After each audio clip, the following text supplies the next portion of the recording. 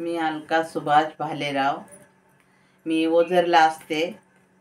मला BP diabetes दोन्ही पण बिमाऱ्या आहे आणि त्याच्यामुळं माझे हाडं खूप दुखत होते आणि असे सांधे पण दुखायचे. झोपले तर सरळ होत नव्हते, आखाडले तर गुडघे खूप दुखायचे.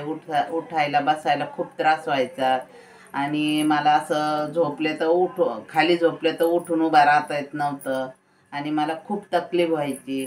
मुंग्या यायच्या हातापायाला.